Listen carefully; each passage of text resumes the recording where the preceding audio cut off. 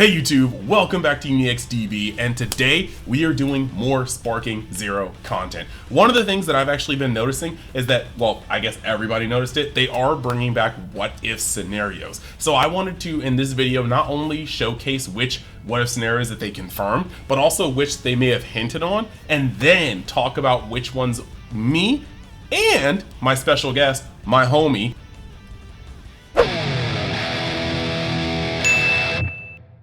think could make it into the game. So, with that being said, we're setting this like goal for 100. It's lofty, but we are trying to build this, so if you like the video, like the video. And if you really want to stick around for more Sparking Zero and other Dragon Ball content, maybe hit that subscribe button. So, let's get into it. So looking at some of the trailers we've seen so far, especially with the Game Fest one that just came out a couple days ago, we have actually seen a few confirmed what-if scenarios, such as the fight between Goku, Piccolo, and Raditz. Looks like this time you're going off with Krillin.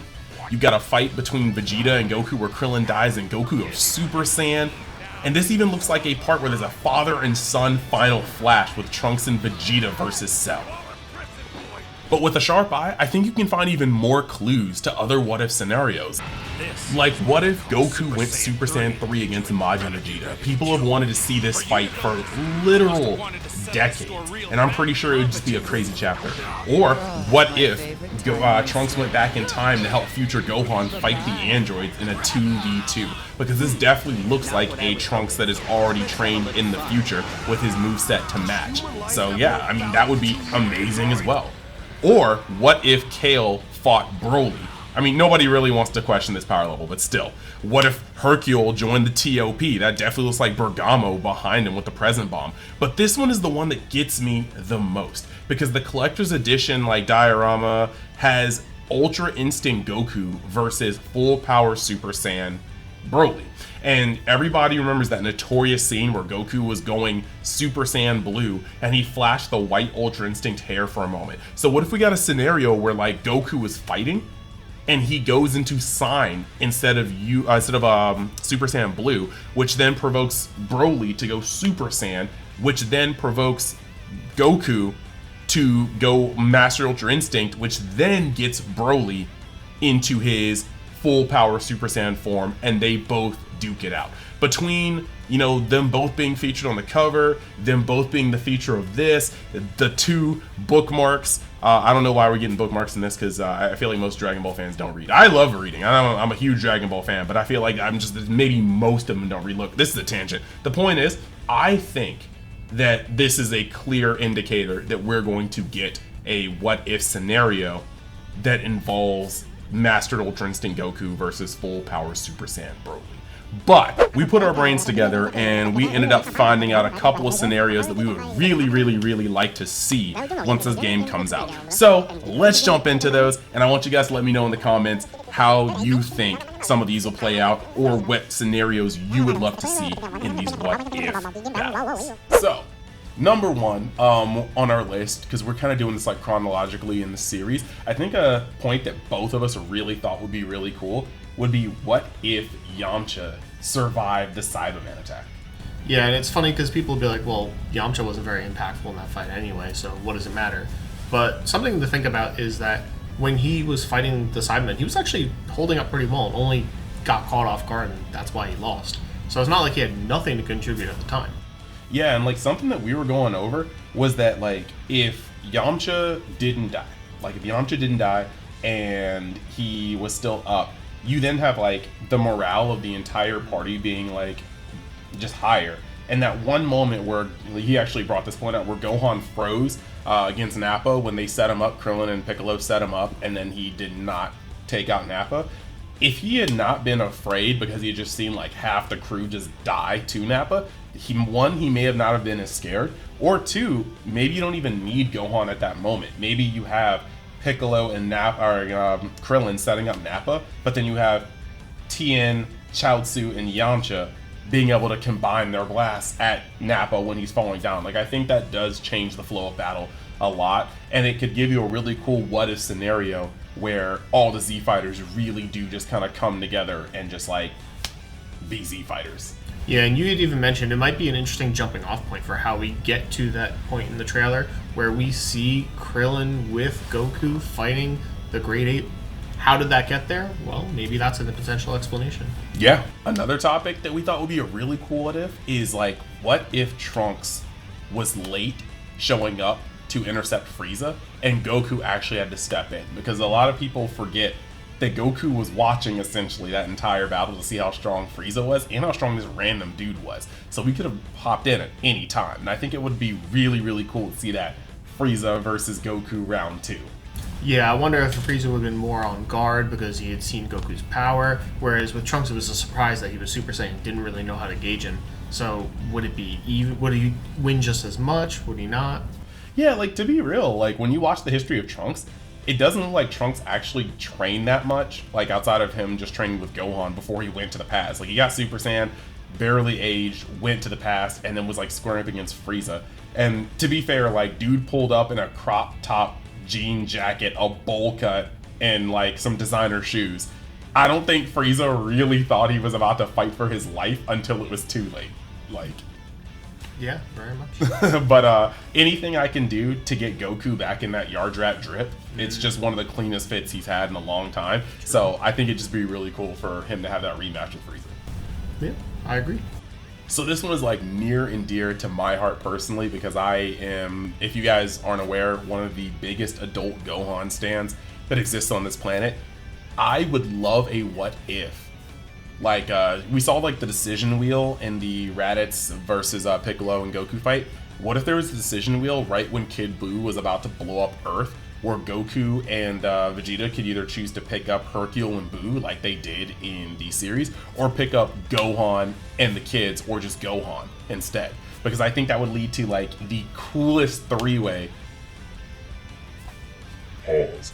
The coolest like fight between Goku, Gohan, Vegeta versus Kid Buu, and I think that would be really cool. Now, if they threw in Gotenks, then they throw in Gotenks, but honestly, just wish those kids back with the Dragon Balls later. I think it would be really cool to see a Super Saiyan 3 Goku, an Ultimate Gohan, and a Super Saiyan 2 Vegeta fight Kid Buu together.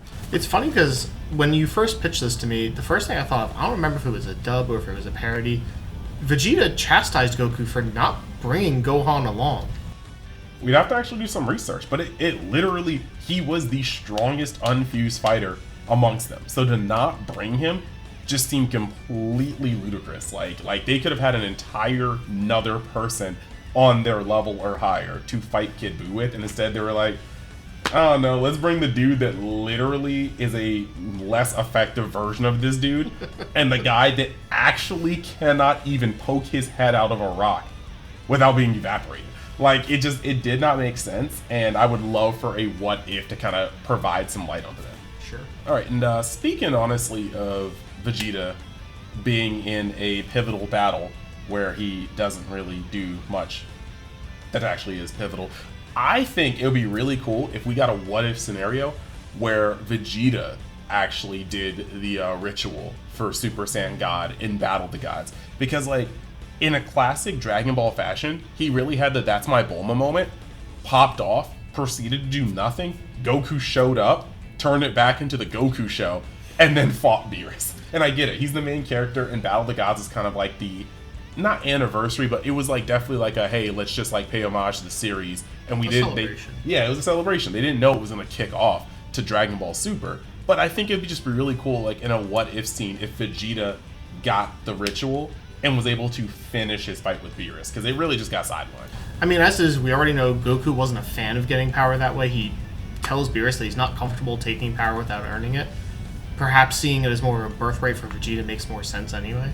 So it'd be nice to explore. Yeah, and like, it would actually be cool for Vegeta to finish a fight that he started and not just get sideswept. And like, it just like it's just kind of wild. Like, Beerus slaps Bulma, they start scrapping, and then Goku shows up and he's like, all right, True, my bad, let me just sit down real quick. Like, I would be like, no, give me the power up, and I'm scrapping again. Like, this dude slapped my wife, like, it's on.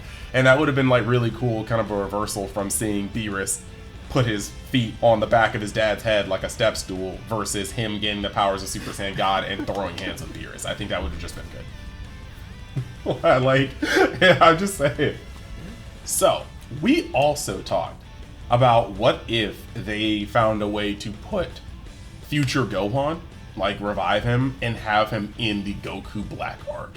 Like, and there's so many ways that they can do this. Like, I don't know where they put Gohan in, whether he's like, you know, in that freedom fighting phase where it's like Mai and Trunks versus Goku Black, just kind of just terrorizing the human race for no reason other than just do it, or like whether he's part of the crew once like Goku and Vegeta come back and maybe he gets wished back after that. But like, I don't know. Yeah, the way I was thinking it was something like after Cell is killed by Trunks, they have so much time left between there and Goku Black that they try to put the Earth back together afterwards.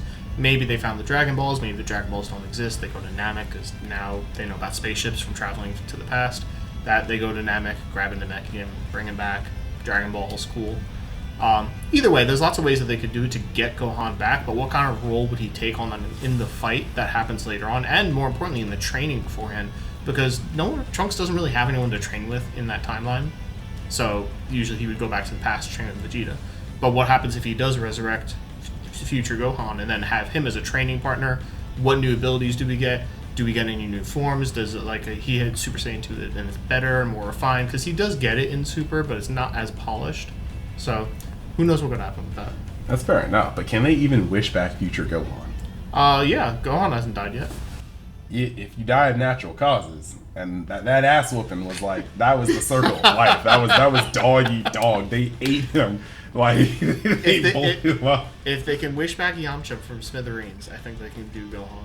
Oh, that was survival of the fittest. That as much as I love Gohan, that beating was.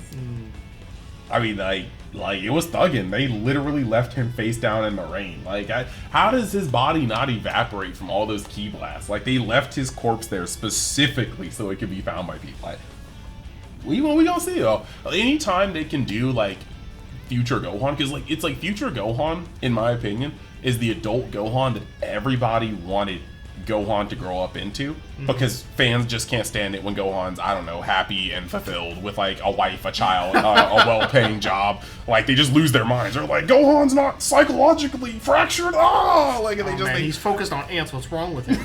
Oh my God, he's happy. Well, stop. Like, and so like realistically, I really do feel like I think that anytime we can get screen time with future Gohan with the rest of the crew is good. Like, we already kind of saw how it popped off in Xenoverse. Everybody liked the future Gohan and Super Saiyan Blue Goku popping off. And even though it was against like weird irradiated janitor Janemba, I guess, like, and then janitor I've never done a single important canon thing in my life, PyCon. Like, it's just, there's like, it was a weird cast. The Janemba movie is a weird cast and it sits wrong for me. But that's a whole nother video for a whole nother time. At me, let me know in the comments if you want me to have an anime rant about the Gogeta Janemba movie, because there was just like, I've never seen so much filler piled into a movie to introduce a character who speaks for 10 seconds and somehow globally becomes one of the most favored characters of all the franchise. It makes no sense. That bro had 3 speaking lines, and I think it was just like 3 words, bro. Like I don't know. Okay, let's move on to the next point. And the last one we're just going to put in this video is Fusion in the TOP. And we're not talking about Kefla. If you guys watch Dragon Ball Heroes, you guys should remember when, I think it was like Big Bang Mission and whatever, where they fight Hearts and Gogeta is formed, and Jiren straight up asks, why didn't you use this to turn into power? Just kind of a throwaway line in a whole throwaway series for the most part. But what if Vegeta and like Goku just realized they couldn't beat Jiren? And so they hit the fusion dance, or Goku tried to teach Vegeta the fusion dance, and he was like, yo, the fate of the universe is on our hands, like, you gotta get this on your first try, and they did the fusion dance, and then tried to fight Jiren. Like, Gogeta versus Jiren in a what-if battle, I think would actually just be, like, total sickness, and if they're doing cutscenes with all these what-ifs, they have the potential to do some really cool scenes that I think a lot of the fans would just be hyped over. So I guess at this point, do you think he'd win?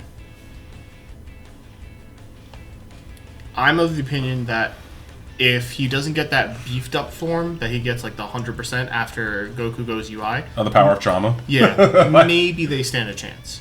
But I think if he hits that, it's over. Repressed Jiren is pretty... It's kind of weird because like they definitely talk about like the fusions being just amplifications of the 2 characters combined. And so like Vegito in the future Trunks saga, the Goku Black saga, is not the same Vegito that would happen if they fused right now in the story or in the manga. So if Vegeta, like if they did not try to push their boundaries and, you know, Vegeta didn't get Super Saiyan Blue evolution and Goku didn't hit UI sign, but they fused instead, I'm not sure if that Gogeta beats trauma repressed unleashed Jiren. Like, right.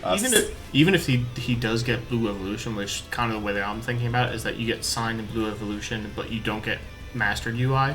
And even if you get them to that point and you have them fused, kind of like instead of him falling out, they fuse. I still think it's the same thing where if they're just fighting Jiren as is, sure, they could maybe clutch it. But against repressed Jiren, no, I don't think they will. We would have to see. We'd have to see, because that's a hot topic. I think we could argue that literally all day. People in the comments are probably gonna be like, "Yo, your take is whack." But like, look, like sun's out, guns out, pectorals on fleek, trauma repressed, unleashed. Probably should have, just therapy, but didn't. Jiren is actually really, really powerful. Like, just don't forget that dude literally took a beat down from UI and then decided, nah, bro, I ain't losing today, and just got stronger for no reason. So like, yeah, I really do think there's a lot of stuff that could be in this game, and I'm really excited to play it. Like, you guys are going to be seeing a lot of content from Sparking Zero. We're going to be doing so much stuff in the future for it, along with other things. You got Legends Part 2, all this stuff from Dragon Ball. I'm going to try to build this channel up and just have fun talking about my favorite franchise on the planet. So yeah, with that being said, let me know in the comments if you guys think you have any just scenarios that you would like to see or that are probable, if you saw something in the trailers that I've missed, or what you're just hoping for in general out of this game when it comes to these scenarios. And I want to thank you guys for being a part of the video. Thank you for hopping in here, dude, homie, the homie. And yeah, I will see you guys the next time you decide to join Universe X. And if you haven't already and you tend to pre-order your games from Amazon, I definitely have the link to pre-order this for PlayStation 5 or Xbox in my affiliate links from Amazon. So just go in the description, click that, order your stuff, and check out some of the other content on the channel. Later.